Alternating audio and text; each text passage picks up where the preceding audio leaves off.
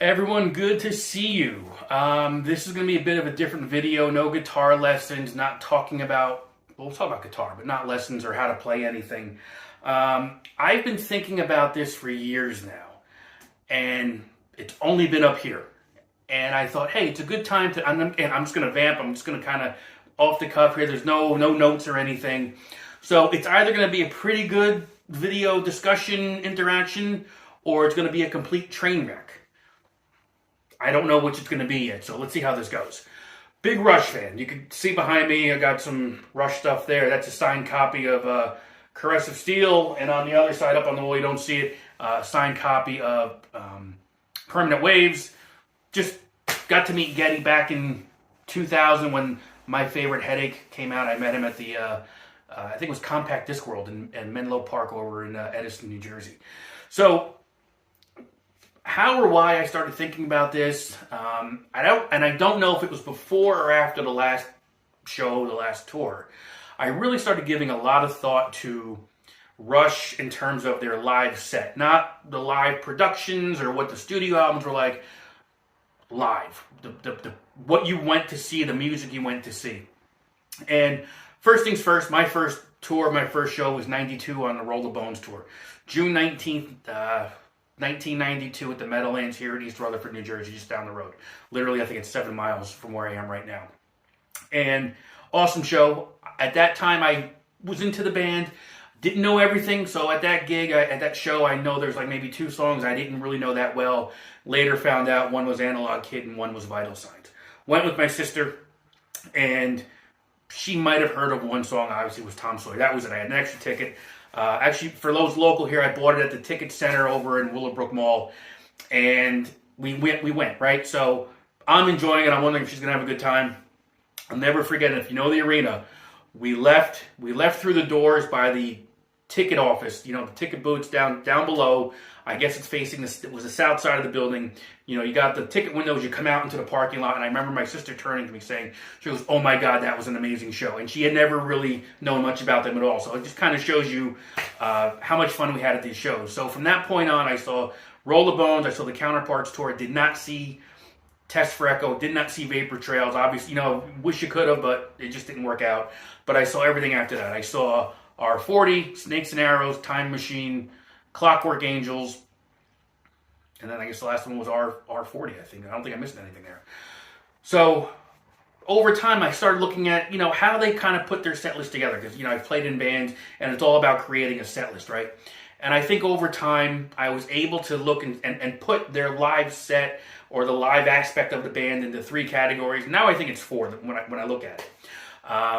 And I want this to be interactive, so comment below. I'd love to know, number 1, has anybody seen every tour, from the first gig in Pittsburgh in '74 to, the last gig in, California in 2015, seen at least one show on every tour. I would love to hear just kind of how they've evolved. I mean, obviously we can surmise on our own how it's gone, but would love to just kind of hear from somebody who's actually done it if they did it. And you look at the set lists, and again, this might be boring for a lot of you. I'm just kind of vamping, thinking out loud here to see if anybody else thinks like me here. And when you look at it, looking at those tours, I would say you kind of put their first phase of live music, the live set from, the first album to, I would give them the warm-up tour to Signals. And why do I do that? Because in those tours, they really did have a nice mix of every album for the most part. Averaging 1, 2, 3 songs from these albums. So even if you look at, the first 2 albums, first 2 tours, they're going to play those albums heavily, right? Because it's still brand new. Caress of Steel, wasn't such a great tour, but when you look at 2112, and I say not a great tour because it just wasn't nobody came to see them, unfortunately, which I thought was one of my favorite albums, Caress of Steel. Anyway, 2112, when you look at it, and there was a nice mix of all these songs from the different albums. And even if you go into Hemispheres, maybe Permanent Waves, I don't remember, and again, I'm doing this off of memory from just over the years.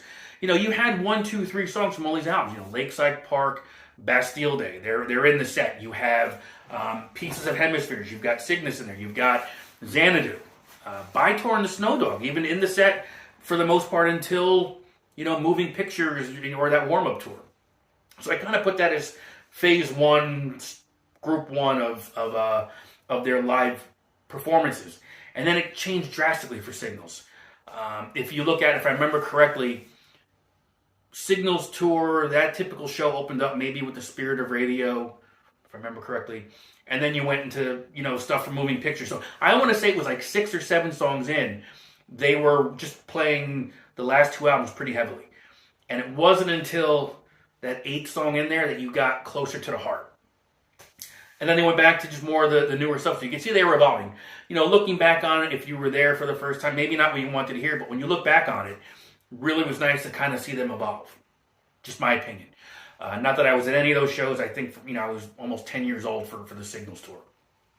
And you saw that pattern progress. So I would say starting from the Signals proper, the Signals tour, you had Grace Under Pressure after that. Again, kind of that same pattern. Spirit of Radio, I think, opened up the shows. You're staying with the newer stuff, and you kind of threw in a couple of, almost like nuggets for the fans. It was not Xanadu, it was a Close to the Heart. You might get La Via Strangiato in there. You might get In the Mood mixed in there. A little bit of 2112, but those deep tracks were gone at that point, those cuts. Not Moving Pictures, Power Windows.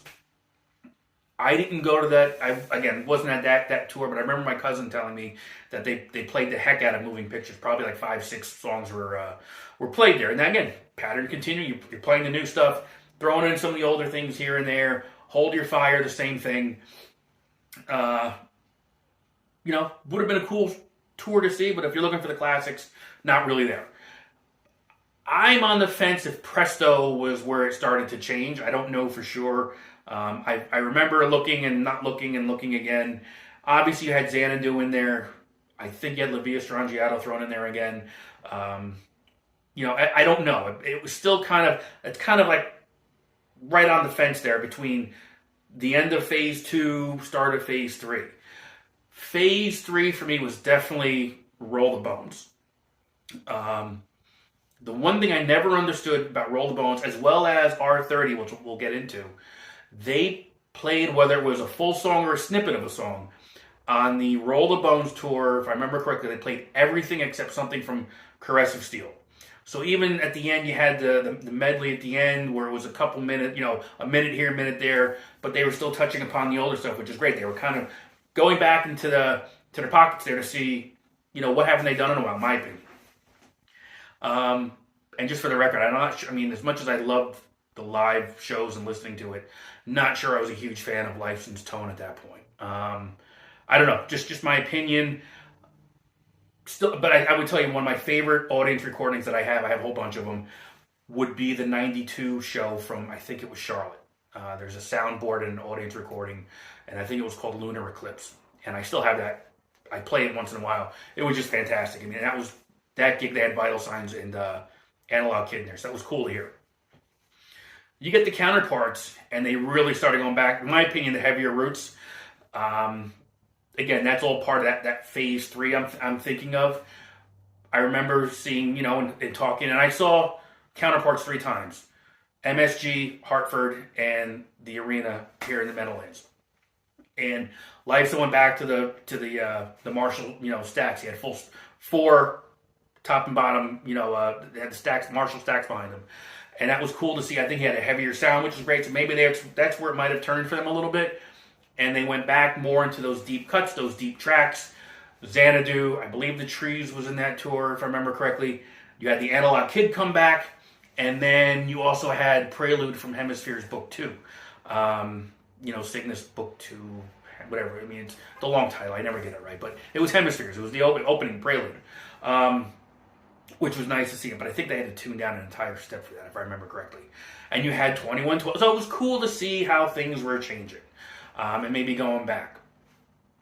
I did not see Test for Echo. It is what it is. Just, actually wasn't even living in the country at the time. So, and they didn't go across seas. So, what are you going to do? Of course, I don't go. They play all of 2112 in there in its completion. So that was really cool. They went, I believe Natural Science had come back on that tour. So it was really cool to see that. Thankfully for audience recordings, I was able to hear that.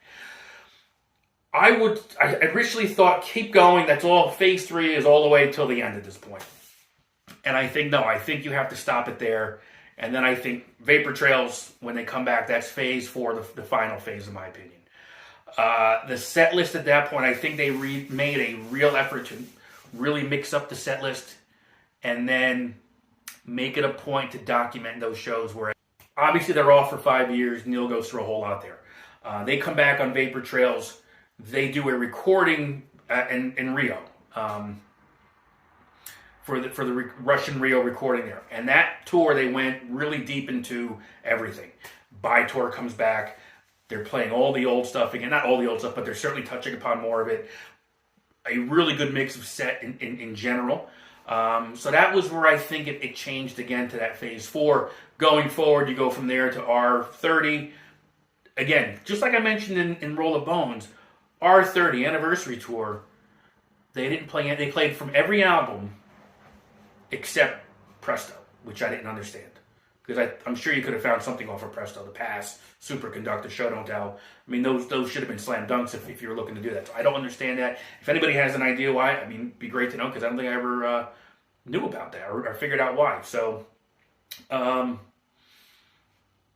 documented the R30 release. And then from there we go, R30, that release there, which was the anniversary. And then from there, which was also part of the Feedback album, so you had a couple covers from their early days. That's 2004, 2005, it's released, I guess it is. And then we go into 2007, which was the release of Snakes and Arrows and the Snakes and Arrows tour, which was really cool because you had the front part of the tour. And then when Snakes and Arrows Live came out, they mixed up some of the songs for that second part of the tour, which was really cool. You know, I got to see Entre Nous, I think, was in both of those tours, if I remember correctly. But also Between the Wheels was there. You had Mission, which was in there, which was great.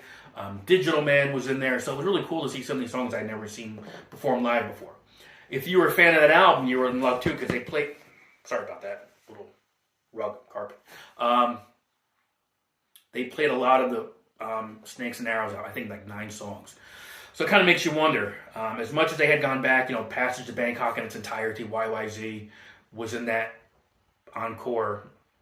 Had they cut some of the Snakes and Arrows tunes down, what else would they have thrown in there that we didn't hear? Just kind of curious sometimes when I think about that. So you got that, and I guess they start writing a new album a couple years later, which 2 songs which were released separately, as a single type of thing, Caravan and Be Brought Up to Believe. And they figured, let's go on tour and showcase those songs, but still, you know, play some other things, which became the Time Machine Tour. Very cool. Again, they kind of mixed it up. You can only mix it up so much after a while. You've got all this in your catalog. You're going to play 25 songs max per night. Things are going to get cut. It's the way it is. So, but I thought they did a good job of mixing it up. I think did the Spirit of Radio open that tour, or those shows? But you had that, you had Presto, you had Time Stand Still, you had Stick It Out, which I think those were the first 4, if I remember correctly, which was a nice punch. And then you get Moving Pictures cover to cover, which was fantastic, which was very cool to see that. Good tour. I liked it, and again, it's kind of showed them mixing it up over these different tours. And then you have Clockwork Angels, which was, 2012, 2013.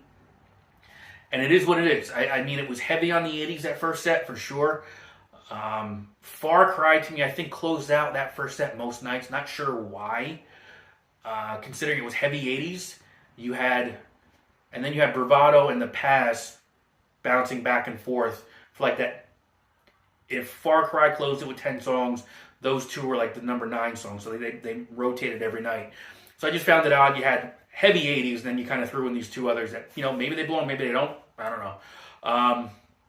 But we're just curious, what everyone thought of if they were there at those shows as well. My one gripe is that they played so much of Clockwork Angels, they should have just played the whole thing, in my opinion, just to have that on vinyl or tape, so to speak, whatever you want to call it. Good shows, though. I liked them. And then you get to the final tour, R40. I think they kind of knew at the time it'd be the final tour, but didn't know for sure how final it was going to be. So I loved how they deconstructed the whole, start current all the way back to I think it was Garden Road. They had a riff at the end. And when you look at it, I think there was like 6 or 7 different sets they had because they rotated one song out here, one song there. I was fortunate enough, I think. Me and my buddy Gary talk about it all the time. Gary, if you're watching, comment. We got to see the show in Newark, and we got to see Losing It, which was fantastic. And that show, instead of getting one little victory, we got How It Is from Vapor Trail. So I thought that was really cool as well. Great show. Got to see a lot of good tunes there. Jacob's Ladder for sure was nice. Not sure how much the band was into it, but we liked it. And I say that because I wasn't sure if it was a favorite of theirs to play in general, but because the fan reactions leading up to that tour was people talking about it a lot. They wanted to see it. So, and then you look back now on it, and again looking at the from when my first show, which was Roll the Bones tour, to that last show or that last tour, that band played over 100 different songs. Think about it. I didn't get to see all of them because I missed 2 tours, but there were certainly a couple things. I saw most of them, maybe 90% of those songs I'm talking about. And there's nothing wrong with this. Other bands, they tour in the summer, they do 15, 17 songs. I don't want to call it a greatest hits tour, but they're playing the hits that people know and they want to hear. Awesome. This band did something, when you look back on it now, that was just amazing. And I'm only talking from like 92, Roll the Bones to the last tour, roughly 100 different songs. Now you can nitpick and you can go through this. I'm pretty sure it's around, might even be closer to 110. And I'm sure someone's got the numbers, and if you got the exact numbers, let me know. But even if they played a riff of something and they played a little bit of something, I count it. But I haven't gone back and done all the tours.